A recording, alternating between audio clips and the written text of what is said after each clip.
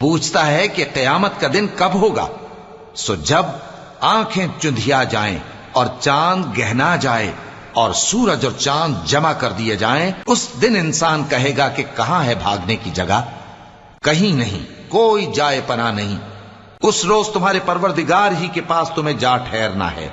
اس دن انسان کو جو عمل اس نے آگے بھیجے اور جو پیچھے چھوڑے ہوں گے سب بتا دیے جائیں گے، بلکہ انسان آپ اپنا گواہ ہے، اگرچہ عذر و معذرت کرتا رہے۔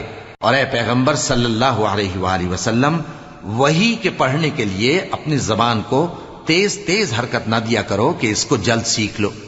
اس کا جمع کرنا اور پڑھانا ہمارے ذمے ہے، سو جب ہم اسے پڑھا کریں تو تم اس کو سنا کرو اور پھر اسی طرح پڑھا کرو۔